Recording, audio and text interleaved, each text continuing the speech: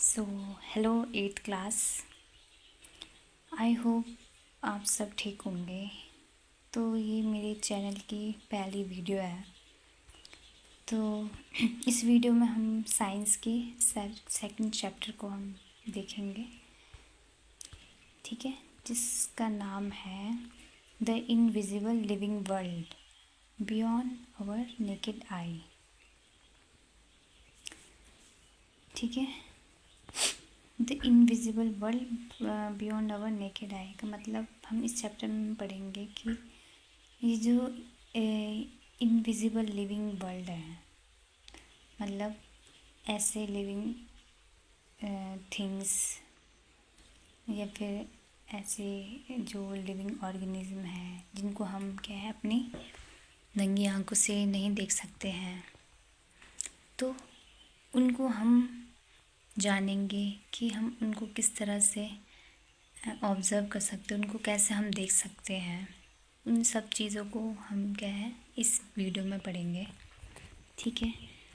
हाँ, वो कौन सी डिवाइस है जिसकी हेल्प से हम इनको क्या है देख सकते हैं, ठीक है। तो ये सब चीज़ें जो है हम इस वीडियो में पढ़ेंगे, ठीक है।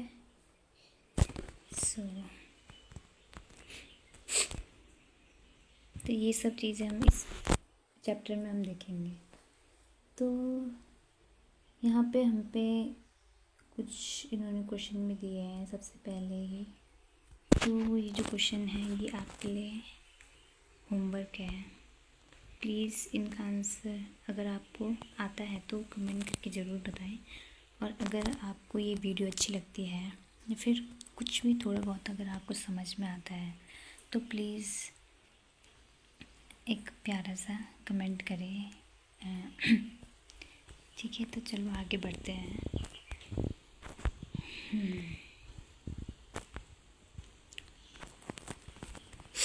ठीक है, इस पैरा को हम देखेंगे। तो इस पैरा में हमें लेंस के बारे में बताया है कि लेंस क्या होता है, ठीक है। The human eye can only see that are above a certain size.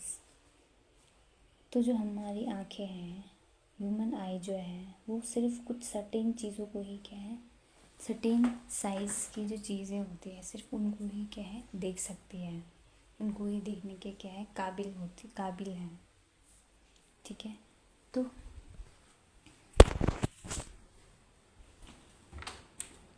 for a long time tiny things around us remained unknown।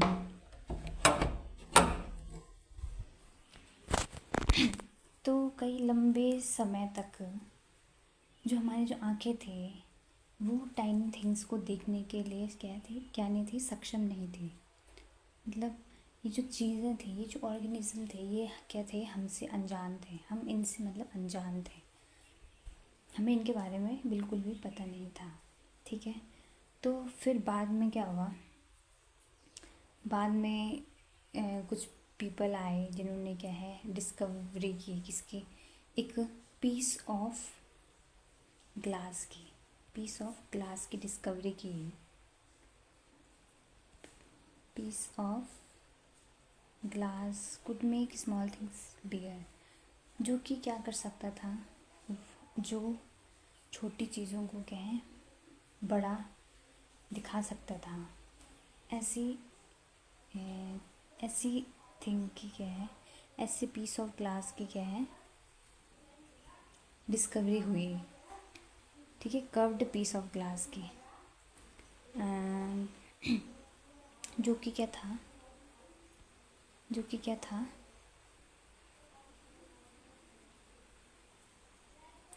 The piece of glass was shaped like a lentil seed, जिसका जो shape था वो एक lentil seed के जैसे था। मतलब वो क्या था, एक बीच से तो वो मोटा था, उसकी जो शेप थी, उस पीस ऑफ ग्लास की जो शेप थी वो बीच से मोटी थी, और किनारों से उसके जो किनारे थे वहाँ से वो क्या थी, थिन, पतली थी एजेस से। तो hence they call it's a lens, इसलिए इन्होंने इसलिए इसका नाम क्या पड़ा, सॉरी मतलब फिर बाद में इसका नाम पड़ा लेंस। लेंस मतलब पीस ऑफ ग्लास,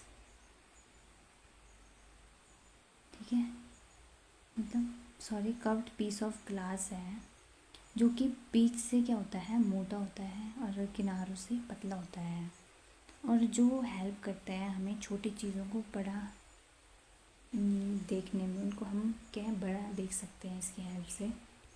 तो ओवर टाइम मतलब टाइम के साथ साथ जो लेंस थे ये भी क्या है इम्प्रूव हुए, ये ज़्यादा क्या है ये पावरफुल, इन्हें बनाया गया, ज़्यादा ये पावरफुल होते गए, ठीक है, जिसकी हेल्प से और इन लेंस की हेल्प से हमने क्या है फिर माइक्रोस्कोप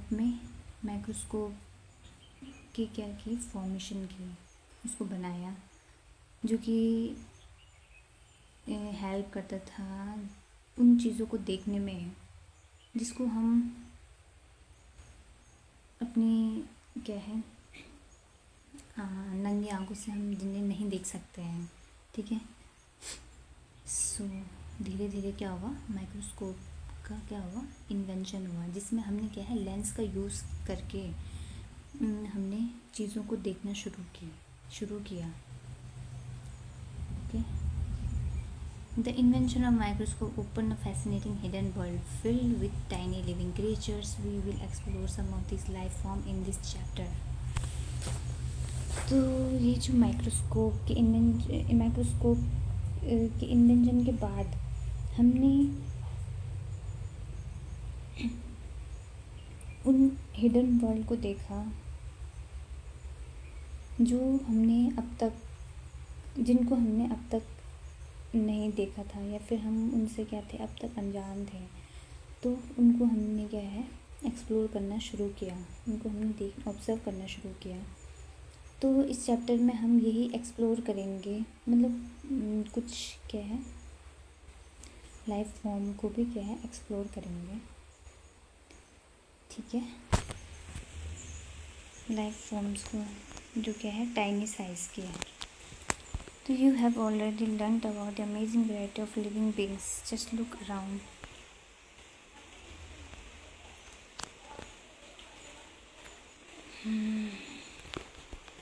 तो you have learnt about the amazing variety of living beings. Just look around. तो हमारे अराउंड में कई सारी अमेजिंग वैरायटी के अलग अलग वैरायटी के क्या है लिविंग बींग्स हैं, they are all shape sizes, they are of all shape size and colour, उन सब की क्या है शेप है, साइज़ है, कुछ कलर है। Some living beings are tiny while other are real big, कुछ तो बहुत छोटे हैं लेकिन कुछ जो है वो क्या है बहुत बड़े कुछ मतलब बहुत बड़े क्या हैं क्रिएचर्स वगैरह हैं। तो they differ not only in structure but also in many other feature, ये सिर्फ स्ट्रक्चर में एक दूसरे से अलग नहीं है लेकिन फीचर में भी क्या है एक दूसरे से काफ़ी अलग है। तो इन सभी लिविंग बींग्स जितने भी जो ये लिविंग बींग्स हैं, चाहे वो प्लांट हो या फिर वो क्या हो एनिमल्स हो, चाहे वो पेड़ पौधे हों, चाहे वो जानवर हो, इन सबको हम कहते हैं ऑर्गेनिज्म, क्या कहते हैं ऑर्गेनिज्म, ठीक है। इन सबको हम क्या कहते हैं ऑर्गेनिज्म, ठीक है, क्या कहते हैं ऑर्गेनिज्म। यहाँ पे मैंने एक क्वेश्चन भी पूछा है, have you ever notice the smallest organism around you that is visible to the naked आई।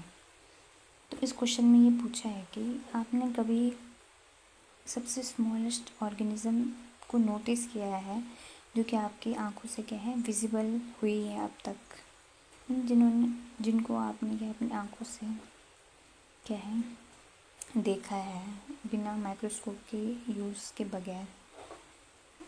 अगर आपने देखा होगा तो कमेंट करके ज़रूर बताएं कि वो कौन सी स्मॉलेस्ट थिंग है जो आपने अभी तक देखी है।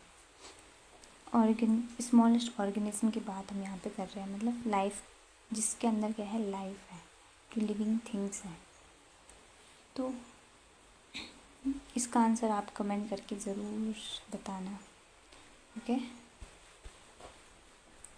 सो चलो आगे बढ़ते हैं। You might have seen some people using reading glasses. When we use a magnifying glass to observe something, let us observe. तो ये हम कुछ एक्टिविटी हमें दी है, एक्टिविटी 2.1। ठीक है, एक्टिविटी की शायद हम क्या है अलग वीडियो बनाएंगे।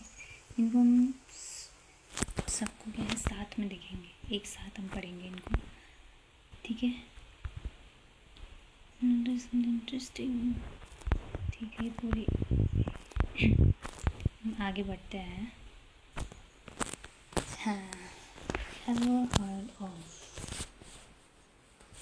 हर्ड ऑफ हम पढ़ते हैं। तो इसमें क्या लिखा है कि 1665 में, इसमें ये लिखा है, इस पैरा में लिखा है कि 1665 में एक साइंटिस्ट थे जिनका नाम था रॉबर्ट हुक। क्या था? रॉबर्ट हुक, जिनका नाम था रॉबर्ट हुक। तो इन्होंने क्या की थी, 1665 में एक बुक को पब्लिश किया था माइक्रोग्राफिया नाम से। मतलब उस बुक का नाम इन्होंने रखा था माइक्रोग्राफिया। और इस बुक में इन्होंने क्या किया था, इस बुक में इन्होंने काफ़ी सारे जो टाइनी थिंग्स थे उनकी ड्राइंग को एकदम डिटेल वे में शो किया है। इस बुक में इन्होंने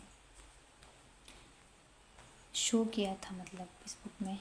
ठीक है, मतलब ऐसी थिंग्स जिसको हमने आज तक, इससे पहले मतलब 1665 से पहले हम इनको आज तक ऑब्ज़र्व नहीं कर पाए। ऐसे टाइनी थिंग्स को इन्होंने क्या है इस बुक में डिटेल करके उनकी मतलब उनकी ड्राइंग को क्या है शो किया था उनके ड्राइंग को, उनके बारे में भी लिख के। ठीक है, तो थिंग्स इज जिस डिवाइस से उन्होंने इस टाइनी थिंग्स को क्या ऑब्ज़र्व किया उसका नाम था माइक्रोस्कोप। ठीक है, तो माइक्रोस्कोप क्या है, एक डिवाइस होता है जिसकी हेल्प से हम छोटी छोटी जो चीज़ें होती हैं, कुछ भी चीज़ें हैं जो हमें नेकेड आई से हम जिनको नहीं देख सकते हैं, तो उनको हम माइक्रोस्कोप की हेल्प से क्या है आसानी से हम देख सकते हैं। ठीक है, इसके बाद है जो इनका जो माइक्रोस्कोप था ये क्या कर सकता था, 200 से 300 गुना बड़ा कर सकता था। क्या मतलब जो थिंग्स है, जो उनकी जो इमेज है उसको हम 200 से 300 गुना बड़ा हम क्या है उनको देख सकते थे हमारी नेकेड आई से।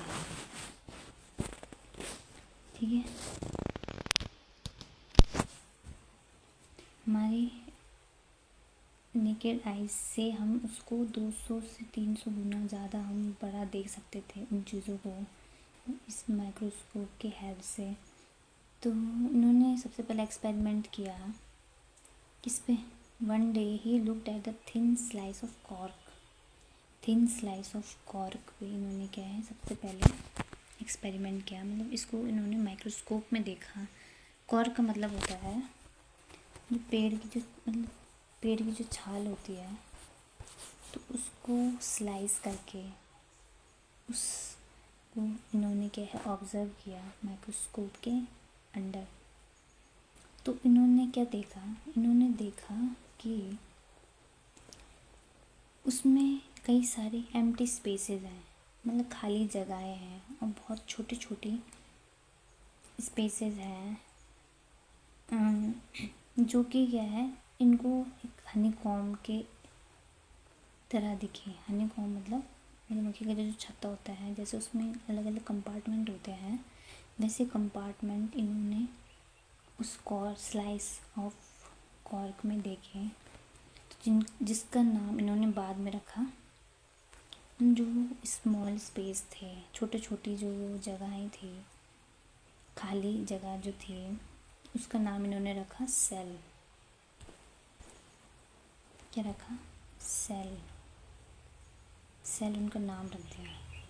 और यहीं से सबसे पहले जो ये वर्ड था सेल, ये साइंस में यूज़ हुआ, ठीक है, विज्ञान में इसका यूज़ हुआ, जो डिस्क्राइब करता था कि किसको, बेसिक यूनिट ऑफ लाइफ को।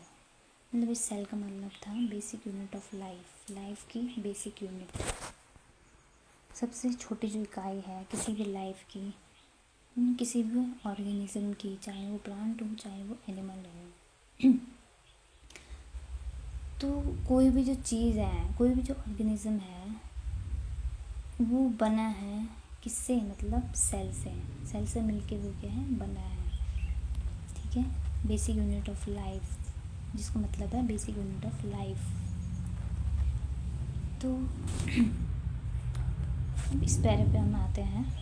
इस पैरे में लिखा है कि अराउंड द सेम टाइम, उसी टाइम में लगभग 1660 के करीब, 1660 के दशक में हमारे एक और साइंटिस्ट आए, एंटोनी वैन ल्यूवेनहोक, जो कि एक डच साइंटिस्ट थे। इन्होंने क्या किया? इन्होंने इनसे भी बेटर लेंस को क्या है? बनाया। मतलब बेटर लेंस का क्या है? बेटर लेंस को क्या है? बनाया, जिसकी हेल्प से ये क्या है, कुछ इन्होंने एक क्या है, और भी ज़्यादा पावरफुल माइक्रोस्कोप क्या है? बिल्ड कर दिया, बना दिया। उन लेंसेज की हेल्प से और भी ज़्यादा पावरफुल माइक्रोस्कोप क्या है? बिल्ड हो गया। मतलब जो माइक्रोस्कोप की जो पावर थी वो क्या है? और ज़्यादा बढ़ गई। तो यही पहले इंसान थे जिन्होंने सबसे पहले एकदम साफ तरीके से, और जिन्होंने डिस्क्राइब भी की थी किसको? टाइनी लिविंग थिंग्स को, जो कि थे बैक्टीरिया और ब्लड सेल, ठीक है।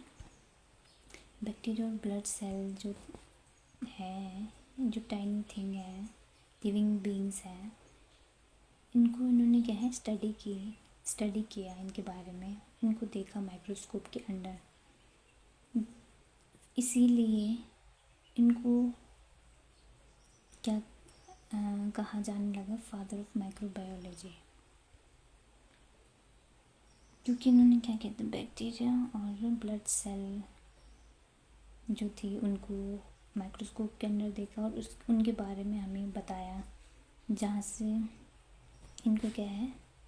फादर ऑफ माइक्रोबायोलॉजी का क्या है? खिताब मिला, कि फादर ऑफ माइक्रोबायोलॉजी। माइक्रोबायोलॉजी का मतलब पता होगा। माइक्रोबायोलॉजी मतलब जिसमें हम छोटे छोटे जो स्मॉल ऑर्गेनिज्म वगैरह होते हैं, जैसे बैक्टीरिया वगैरह, वायरस वगैरह हो गए, ये सब क्या है? हमारे माइक्रो ऑर्गेनिज्म। तो जब हम इन माइक्रो ऑर्गेनिज्म की स्टडी करते हैं, उस ब्रांच को हम कहते हैं माइक्रोबायोलॉजी, ठीक है। साइंस की उस ब्रांच को हम कहते हैं माइक्रोबायोलॉजी। इनको बाद में क्या कहा जाने लगा? फादर ऑफ माइक्रोबायोलॉजी, ठीक है। Micrographia book, microscope option. अब हम पढ़ेंगे what is cell. What is cell? Cell क्या है?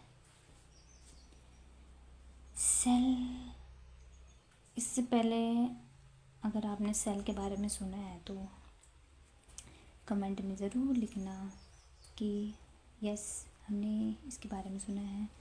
तो सेल में बता दो, सेल क्या होते हैं। सेल को मैंने जैसे ऊपर बताया कि बेसिक यूनिट ऑफ लाइफ होती है। सेल का मतलब होता है बेसिक यूनिट ऑफ लाइफ। तो इसका मतलब क्या है? मतलब किसी भी ऑर्गेनिज्म की जो सबसे छोटी जो इकाई होती है जिससे वो ऑर्गेनिज्म बना है उसको हम कहते हैं सेल। ठीक है, तो कई सारे सेल से मिलके हमारे पास क्या बनता है, ऑर्गेनिज्म फॉर्म होता है। फिर क्या बनता है, मतलब सॉरी, कई सारे सेल से मिलके हम पे टिश्यू बनते हैं, टिश्यू से फिर ऑर्गन सिस्टम वगैरह बनते हैं। फिर ऐसे ही जाके क्या है, एक पूरे ऑर्गेनिज्म का फॉर्मेशन होता है। ठीक है, तो जितने भी जो लिविंग बींग्स हैं वो सब सेल से मिलके बने होते हैं। इसमें ये लिखा है made up of cells. Okay, cells के अंदर भी कई सारे क्या होते हैं, पार्ट्स होते हैं उसके, जिनको हम कहते हैं सेल ऑर्गेनेलीज। उसके अंदर कई सारी चीज़ें होती हैं जो कि क्या है, सेल को जिंदा रखने में क्या है, हेल्प करते हैं, उसको न्यूट्रिशन देने में हेल्प करते हैं। इसमें एक्टिविटी 2.2 हम पे आ गई है, दूसरी एक्टिविटी है, इसको हम देखेंगे। मतलब इसमें अगर हम देखें तो इसमें हमें एक अनियन लेना है और उसको क्या है, उसकी जो पील होती है, अनियन जो पील है उसको हमें क्या है, ऑब्जर्व करना है माइक्रोस्कोप के अंदर और हमें देखना है कि कैसे वो दिखता है। तो लास्ट में अगर हम माइक्रोस्कोप के अंदर में हम उसको जब रखते हैं तो उसके बाद हमें ये देखने को मिलता है। ठीक है, ये जो चीज़ है ये क्या है, अनियन पील की सेल्स हैं। ये क्या है, सेल्स हैं, कई सारी सेल्स हैं। तो सेल्स में भी हमें, अगर हम एक सेल की बात करें तो उसमें क्या क्या चीज़ें होती हैं जिसको हम यहाँ पे पढ़ेंगे। तो पहले तो है सेल वॉल, ये लिखा हुआ है यहाँ पे। बाहर की जो लेयर होती है ये होती है सेल वॉल, ये सिर्फ प्लांट में ही देखने को मिलती है। ठीक है, मैंने यहाँ पे ज़्यादा मोटा बना दिया कुछ। बाहर की जो लेयर है जैसे दिख रहा होगा यहाँ पे, ये है सेल वॉल। फिर इसके नीचे जो एक लेयर होती है, एक और लेयर होती है, उसको हम कहते हैं सेल मेम्ब्रेन। और सेल के जो सेंटर का जो पार्ट होता है उसको हम कहते हैं न्यूक्लियस। सेल में जो सेल मेम्ब्रेन और न्यूक्लियस के बीच का जो पार्ट होता है, जो कि ये पिंक पिंक हमें देखने को मिल रहा है, इसको हम कहते हैं साइटोप्लाज्म। ठीक है, तो ये क्या है, सेल के मेन पार्ट्स हैं, मेन कंपोनेंट है सेल के। ठीक है, और लगभग लगभग क्या मतलब सारे ही सेल में, चाहे वो प्लांट हो चाहे वो एनिमल्स हो, ये हमें देखने को मिलेंगे, सिवाय क्या सेल वॉल को छोड़ के, और सब हमें क्या है देखने को मिलेंगे।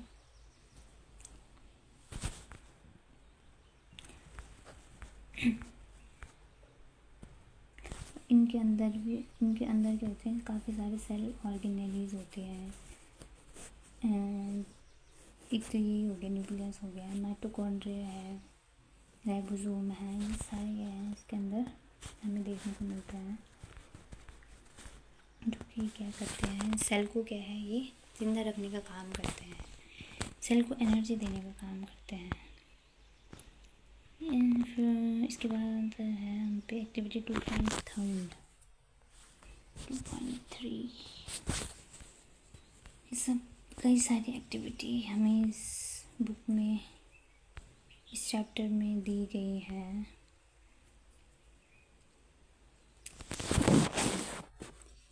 तो इस एक्टिविटी में अगर हम समरी में देखें तो इसमें क्या है, हमें चीक सेल को क्या है ऑब्जर्व करना है, किसमें, माइक्रोस्कोप में। चीक सेल मतलब जो गाल के जो सेल होते हैं अंदर से, ठीक है, उनको क्या है ऑब्जर्व करना है। तो जब हमने उन्हें माइक्रोस्कोप के अंदर रखा तो हमें कुछ ऐसे स्ट्रक्चर देखने को मिले। ये क्या है, सेल है। ये एक सेल है, ये दूसरी सेल है, ये तीसरी सेल है। ठीक है, तो जब सब सारी सेल एक साथ मिलती है तो वो क्या बनाते हैं, टिश्यू। तो इनमें भी हमें सेम वैसे ही देखने को मिल रहा है। सेल मेम्ब्रेन है, इसमें साइटोप्लाज्म है और सेंटर में न्यूक्लियस देखने को मिल रहा है। तो ये सारे ही सेल्स में कॉमन होते हैं, मेन पार्ट्स हैं के। ठीक है, तो अब हम इनके बारे में थोड़ा हम डिटेल में पढ़ेंगे। You have observed that cells have three main parts. The outer layer is called the cell membrane. The round structure in the middle is the nucleus, which is also covered by a thin membrane. जो कि thin membrane से क्या होती है, covered होती है। जो हमारी न्यूक्लियस है, ये जैसे हमारा न्यूक्लियस है, तो इसके बाहर पे भी thin membrane होती है। ठीक है, जिससे ये कवर्ड होता है। The space between the cell membrane and nucleus is filled with cytoplasm. जो स्पेस हमें देखने को मिल रहा है, ये वाला, ये क्या है, होता है cytoplasm. These three cell membrane, cytoplasm and nucleus are the basic part of cell. Some cells like onion peel cell have an extra outer layer called the cell wall. जैसे कि मैंने पहले बताया था कि जैसे हमने ऊपर देखा था अनियन पील के, जब हमने सेल को देखा था तो उसमें हमें एक एक्स्ट्रा आउटर लेयर भी देखने को मिली थी, जो कि थी cell wall. Cell wall plants में क्यों होता है, क्योंकि सेल वॉल क्या है, प्लांट्स में रिजिडिटी देने की, उनको रिजिडिटी, उनको क्या है, एक हार्डनेस प्रोवाइड करता है। ठीक है, तो इसी वजह से एनिमल्स में ये देखने को नहीं मिलता है, किसी भी सेल में, एनिमल के किसी भी सेल में हमें देखने को नहीं मिलता है। प्लांट्स में ज़्यादातर होते हैं, क्योंकि उनको क्या है, रिजिडिटी प्रोवाइड करते हैं। हार्श टेम्परेचर में भी सर्वाइव करने के लिए उनको, उनके स्ट्रक्चर को स्टेबल रखने के लिए उन्हें रिजिडिटी प्रोवाइड करते हैं।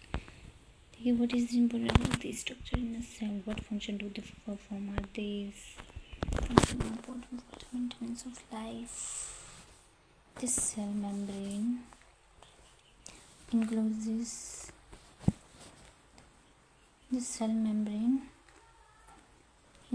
the cytoplasm and nucleus.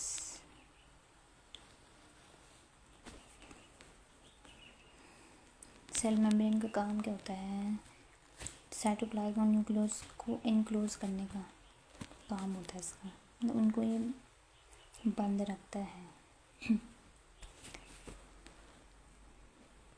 मतलब ये क्या है, एक बाउंड्री की तरह क्या है, काम करती है सेल मेम्ब्रेन।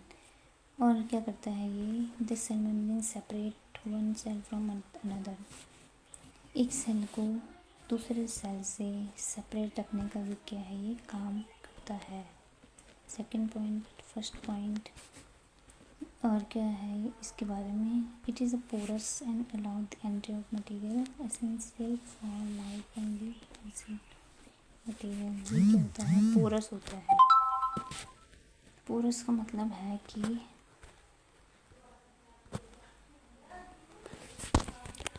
पोरस मतलब होता है, इसमें कई सारे पोर्स हमें देखने को मिलते हैं, छोटे छोटे पोर्स, छेद हमें देखने को मिलते हैं, जो कि कुछ मटेरियल को अलाउ करते हैं सेल के अंदर एंट्री होने में। उनकी एंट्री को ही अलाउ करते हैं, सिर्फ कुछ मटेरियल्स को, जो कि एसेंशियल होता है उस सेल के लिए, और जो एग्ज़िट करते हैं किसको, वेस्ट मटेरियल को, जो सेल के लिए हार्मफुल है, टॉक्सिक सब्सटेंस है जो सेल के लिए, उनको ये क्या है, एग्ज़िट करता है, उनको ये बाहर फेंकता है। बाहर क्या है, ये क्या है, उनको डालता है उसी पोर के हेल्प से। साइटोप्लाज्म कंटेन, वह पे cytoplasm contain other component of the cell and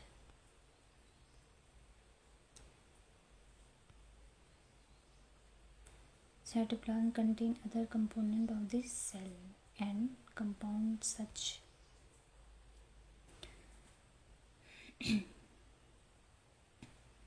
जो साइटोप्लाज्म है इसको हम देखेंगे।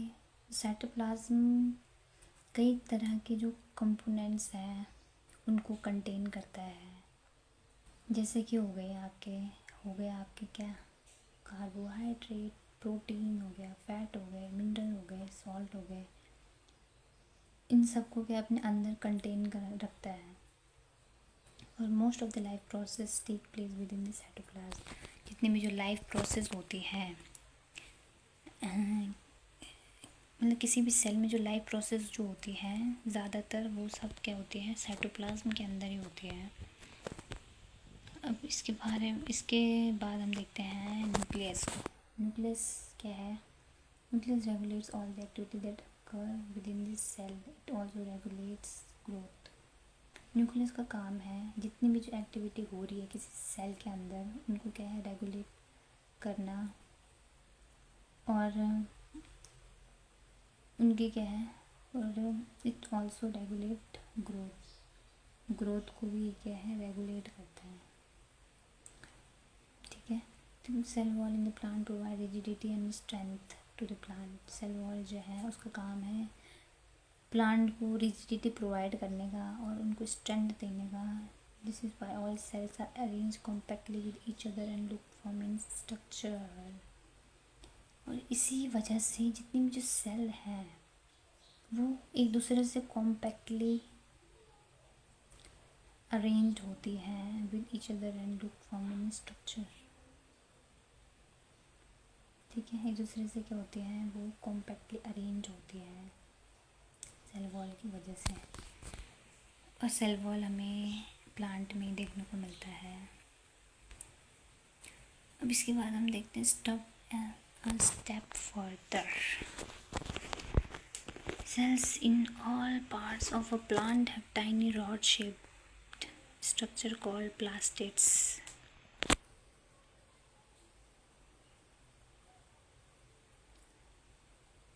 जो सेल के अंदर जब हम देखते हैं तो उसमें जो टाइनी रॉड शेप्ड के जो स्ट्रक्चर हमें देखने को मिलते हैं उनको हम कहते हैं प्लास्टिड्स।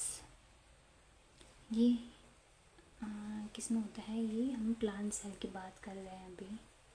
तो प्लांट सेल में हमें क्या है, प्लास्टिड देखने को मिलता है जिनका शेप कैसा होता है, रॉड शेप्ड होता है। So some plastids like chloroplast contain chlorophyll which makes them green, help in photosynthesis.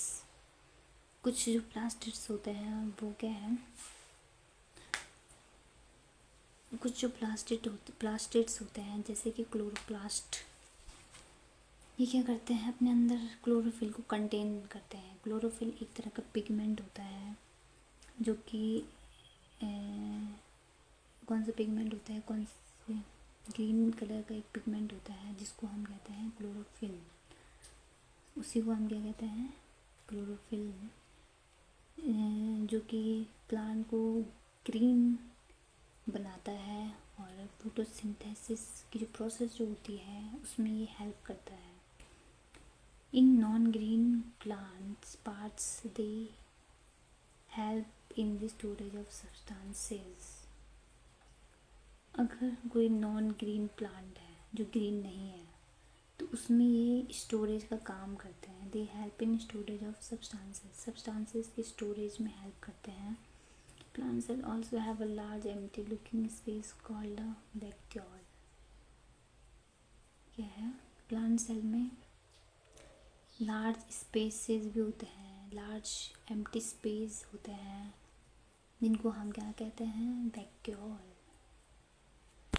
Vacuole का काम क्या होता है, this help the plant cell store important substances, get rid of waste and maintain the shape of this cell.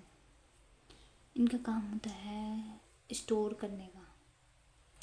तो ये एक तरह से क्या है, स्टोरेज रूम की तरह काम करते हैं जिसमें प्लांट सेल के अंदर एक स्टोरेज रूम की तरह काम करते हैं, जो कि इम्पोर्टेंट जो सब्सटेंसेस है उनको स्टोर रखते हैं और गेट रीड ऑफ वेस्ट। और जितना भी जो क्या है जो वेस्ट है उससे क्या है ये छुटकारा, मतलब सेल के अंदर जितना भी जो वेस्ट जो मटेरियल है उनसे क्या है बचाते हैं and maintain the shape of the cell, और सेल की शेप को भी मेंटेन करते हैं। तो this gives strength and support to the plant, ये प्लांट को स्ट्रेंथ भी देते हैं और उनको सपोर्ट भी करते हैं, स्ट्रेंथ और सपोर्ट देते हैं इन एनिमल सेल। तो ये तो हमने बात करी किसकी, प्लांट सेल की, कि इनमें क्या क्या चीज़ें होती हैं। तो सबसे पहले हमने देखा, क्या देखा, प्लास्टिड्स से मिला सबसे पहले हमने देखा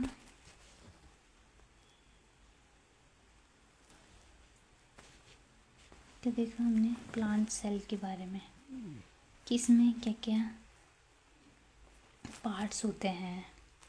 जैसे कि पहले हमने देखा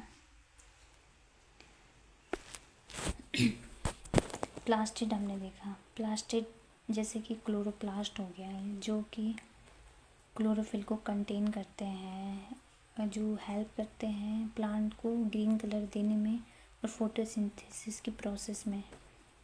और वहीं अगर जो नॉन ग्रीन प्लांट्स जो होते हैं उनमें ये हेल्प करते हैं एक स्टोरेज के रूप में, एक स्टोर रूम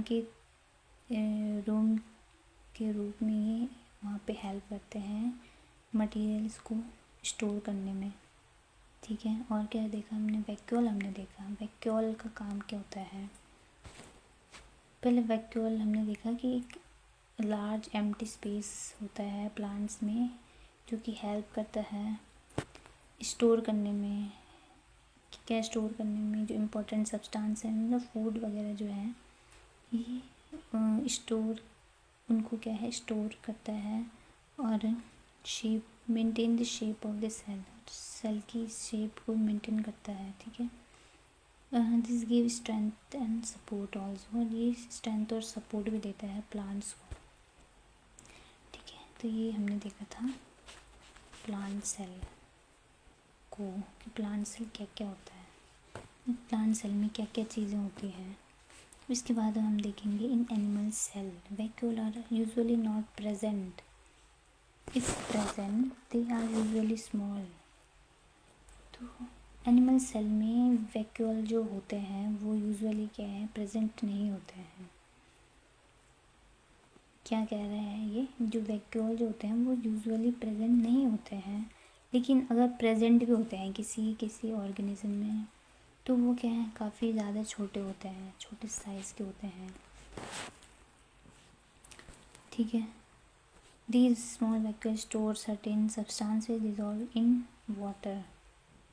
तो जो वैक्यूल्स हैं इनका यहाँ पे भी सेम काम होता है सर्टेन सब्सटेंसेस को स्टोर करने का। डिजॉल्व इन वाटर, जो वाटर में क्या है डिजॉल्व हो सकते हैं। Okay, substances dissolve in water, जो कि है वाटर में डिजॉल्व होते हैं। सो अ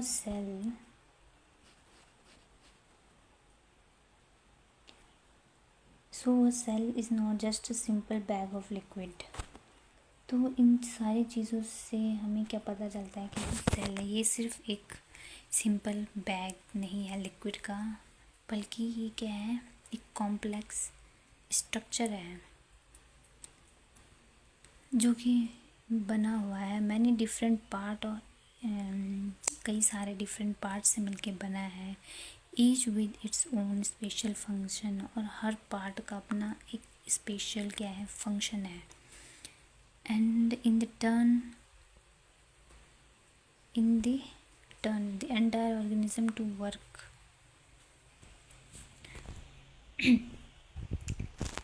जिसकी हेल्प से क्या है जो पूरा जो ऑर्गेनिज्म है वो क्या है वर्क कर पाता है। ठीक है, इन्हीं की वजह से क्या है, कोई भी जो ऑर्गेनिज्म है ये क्या है, वर्क कर पा रहा है, तो सब इन्हीं के कारण है। अगर ये सब चीज़ें नहीं होती तो ऑर्गेनिज्म ही नहीं होते हैं। तो इसीलिए इनको क्या क्या कहा जाता है, basic unit of life. Basic क्या बोला मैंने, basic unit of life.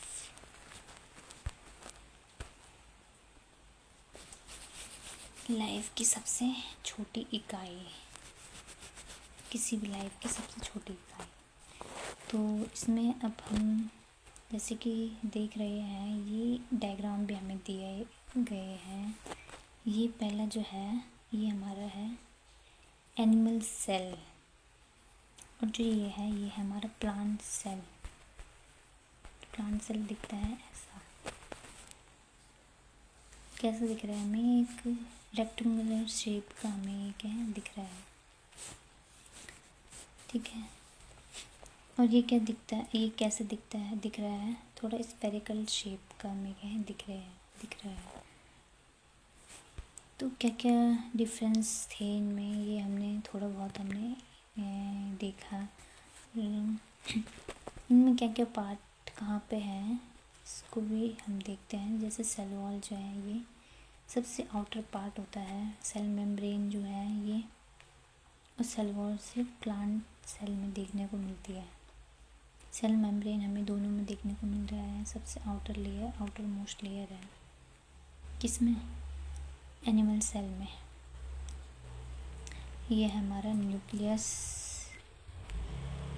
Nucleus हमें जैसे कि देखने को मिल रहा है कि यहाँ पे बड़ा न्यूक्लियस होता है प्लांट सेल में, और यहाँ पे थोड़ा छोटा दिखने को मिल रहा है। क्लोरोप्लास्ट है ये ग्रीन वाला जो पार्ट है, ये क्लोरोप्लास्ट है। ये जो पार्ट है ये साइटोप्लाज्म है, इसमें भी ये साइटोप्लाज्म है। वैक्यूल क्या है, नीला नीला जो पार्ट हमें देखने को मिल रहा है ये साइटोप्लाज्म है। वैक्यूल ये देखिए, जो ये जो वैक्यूल है इसने कितना स्पेस घेरा हुआ है प्लांट सेल में।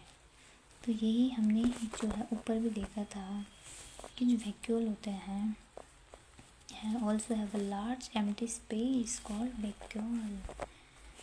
लार्ज एम्प्टी स्पेस जो है यही क्या है हमारा वैक्यूल। और इसमें एनिमल सेल में भी हमें किसी किसी ऑर्गेनिज्म में वैक्यूल देखने को मिलते हैं, तो वो काफ़ी ज़्यादा छोटे होते हैं, लगभग इतने।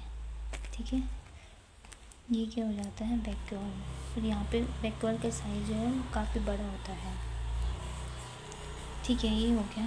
अब है माइटोकॉन्ड्रिया।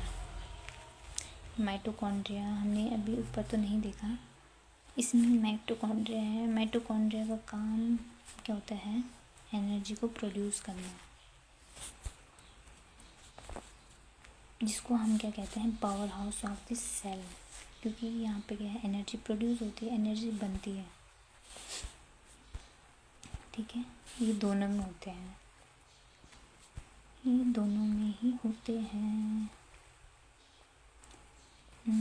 सो इसके बाद क्या है, we have now understood the basic structure of cell and now so understand that plant animal cell different shape and two different animal cell also vary in their shape and structure, variation in the space, shape and structure of cell।